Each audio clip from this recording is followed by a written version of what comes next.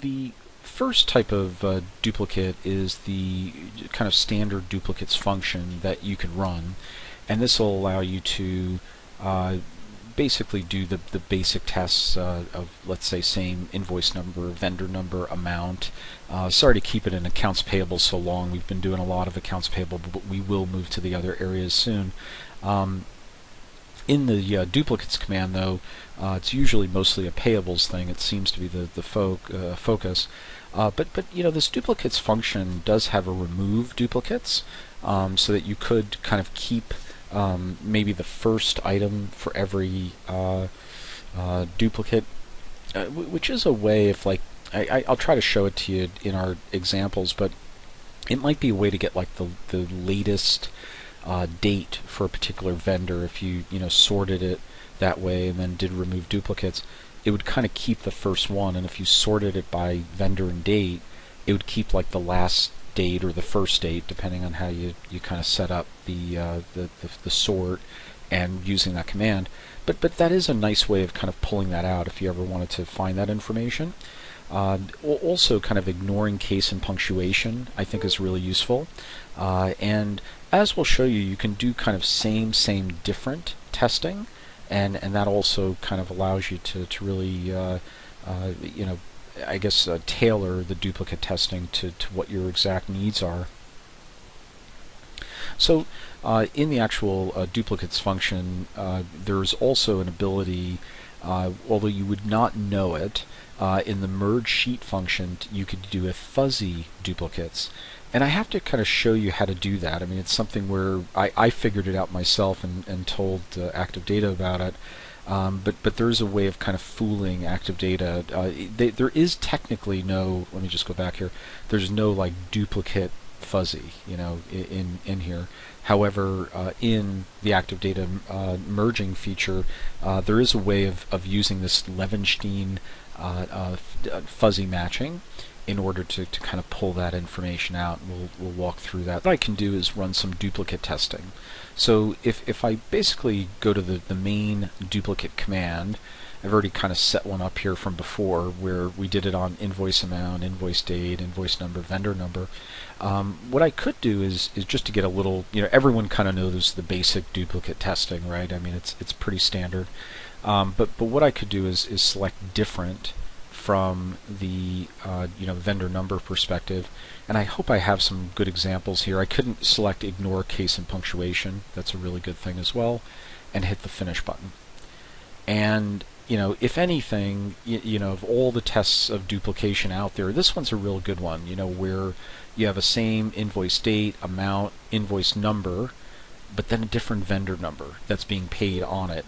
A lot of times they look like this. You have like advance or cash advance or something, but then you do have items that sometimes are just numbers, and something that will be something even more kind of curious for you to look into. The numbers could be dates a lot of times, but what I find is when they're random numbers like that, it's something to definitely look at, like something like here. And what this could be is a true duplicate payment because it hasn't been caught by the basic system that would normally look for like vendor number, invoice amount, invoice number, date. So I wanted to start off by saying there is that duplicate command. Let me just go back to the invoices paid. That you can run on the variety of tests. We talked about kind of the keep first and last and how you might want to kind of get some of the top items or bottom items from a particular spreadsheet. But in a lot of ways too, and just to talking about top and bottom items, Active Data actually has a function right above duplicates called top bottom items, and you can't do it on date, but you can do it on amount. So you could get kind of the top one item for every vendor number, hit finished, and it'll I guess it'll create kind of that maximum item for each vendor number selected there. All right, let me delete that. Okay, so kind of basic duplicates. Let's move on. I think most people know that. What I wanted to now show, if I can find it, I've kind of set up a couple of sheets here for our fuzzy matching. Now, in order to do fuzzy matching, you need to make two or a copy of a spreadsheet. So if I have my invoices paid for fuzzy testing, and then I need to kind of create an exact copy of that. But before I make the exact copy, before I do that, the one thing you want to do is add this record number in here, just in my opinion, just to kind of prove to yourself what I'm about to show you, just to kind of prove that when we do this matching, that it is actually looking at a different item in the actual schedule. Okay, so invoices paid for fuzzy. We have a record number. That record number extends down here. In order for me to build that record number, I just entered a 1 here. I double clicked and it kind of copied it all the way down, and then I just said fill series and it'll change it to fill series. Okay, so we have the record, we have those two sheets. I then go to my merge sheet function. A little hard to find here because I have so much open, but we have invoices paid for fuzzy, invoices paid for fuzzy 2. So I'm going to look for that invoices paid for fuzzy 2. I'm going to select it. And how am I going to do this matching? For purposes of this matching, what I was going to do is just select for right now the invoice number. And I'll show you why in a second, but I just wanted to kind of select the invoice number. I am going to use Levenshtein fuzzy matching, but I'm just going to say the minimum difference is 1, so it has to be 1 character off. Maximum difference 2. I could go 3, but that's probably enough.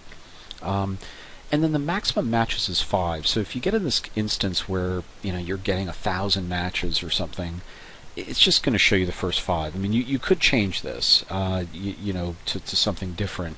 But just remember, it will create a much bigger spreadsheet, so I don't like to kind of note it. Now, you're going to check all from both. I mean, you don't have to, but I think it's useful for what we're about to do to kind of show everything. And then what we'll do is we basically want to show rows in sheet 1 that match a row in sheet 2, and rows in sheet 1 that don't match a row in sheet 2. But I'm just telling you that every one of these should match, based on what we're about to do here, because it's an exact copy, right? So it's invoice numbers in one schedule, and it's in the other schedule, and they're exact copies. So everyone will match. You don't need to have that one selected, but I am just doing it out of superstition. So let me, so with all of that selected and my fuzzy matching kind of set to go here, it's easier to kind of show you with the results kind of what it does.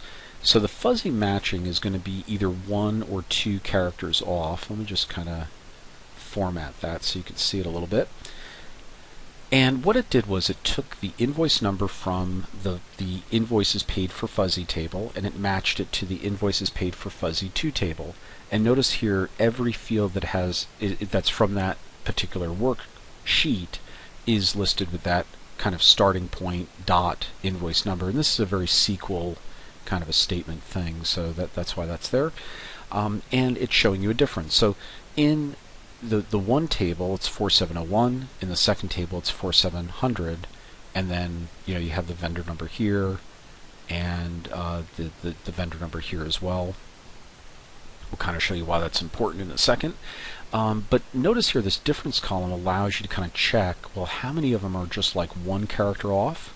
You got a lot of those, but then are 2 characters off. So we have 607 524, 610 754. So in looking at this one, we're I guess in this case 2 characters off. In the cells that in the numbers that are in there and comprised within there. So this one, 624, 249, 289. So the 0 turns into a 2, 4, 2, and then the 8 turns into a 4 in this other one.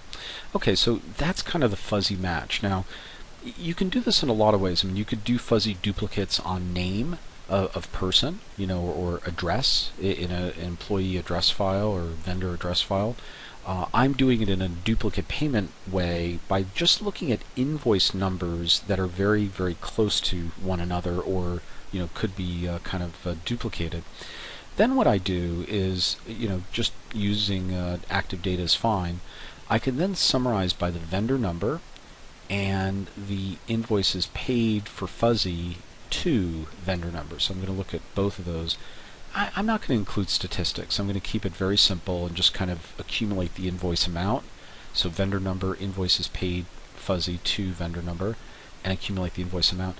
And what this now shows me is which vendors, where are there combinations where it's kind of cutting across two different vendors. So I have a situation here where I have, and we'll look at these results in a second here, but number one, there's not that many, right? I mean, there's not that many that are coming up. But I like to look at how these vendors relate to one another, how they have a similar invoice number pattern, maybe even the same invoice number pattern, but something where it's just a few characters off. And let me just select, well, this one is where the vendor itself is matching. This is where it's matching a different vendor. Let's take a look at that guy. Oh, and it went to my other drilled down sheet that we had before. So I believe it's these. Oops, sorry. I believe it's these guys right here. But let's take a look. Let me take a look here. Let me get rid of this drill down sheet and start over here. Hold on. Okay, finally back here. Yeah, actually it was right as 12. I thought it was 20 for some reason, so I wasn't trusting myself. But the vendor number there related over to this vendor number here, and notice there is a difference. And how far off? Well, there's a lot of 2 differences in there, so maybe it's not really that close or good of a match. We kind of go back to the actual summary here and kind of start again. But what it also kind of shows are vendors that probably have a lot of in-sequence type billings as well, and that's always interesting from a fraud point of view, that when you have in-sequence invoice numbers, ones that are really close, that it just seems to be something that's odd. So I mean, this should find a lot of that for you as well. Like if I click on this 1104, you'll notice it's 8920, 8921, 702, 703, etc. So hopefully you see all that in our data. All right, so kind of heading back beyond duplicates now and kind of going back to our original file, the invoices paid file. Okay, so what we then wanted to talk through were just a couple of other tests. Now, the one test that I'll just try to bring up my slides here real quickly. We wanted to talk through unrecorded liability and exceeding purchase orders. Let me just kind of bring that slide up. So a lot of times people will kind of look for unrecorded liabilities, and another way is also looking for this exceeded purchase orders. And I wanted to focus in on that purchase order one too, because we talked about how to convert the PO number before, so I thought it might be interesting to kind of focus on that one again as well, and just focus on that data field a bit. What we have here is an analysis or an invoice file again, just invoices and kind of payments to that particular invoices. But notice we have an invoice date, a check date, and an enter date.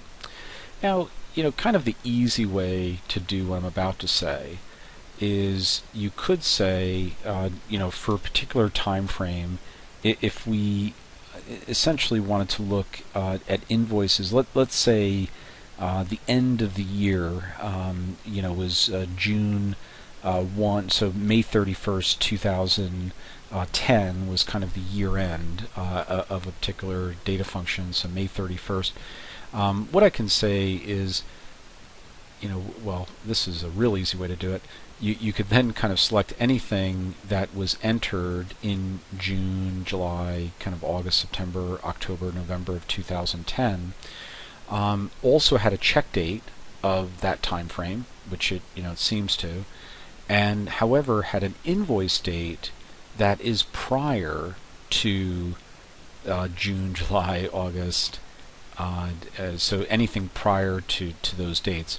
So from a just using good old filtering in Excel, It's kind of interesting to take a look at items where the invoice date is 5/31/10, but the check date and the enter date is right after year end. So it's entered June 2nd, paid on 10/3, but it was invoiced on 5/31, and you just want to make sure, was that accrued for at year end, or is that something that was a bit of an unrecorded liability.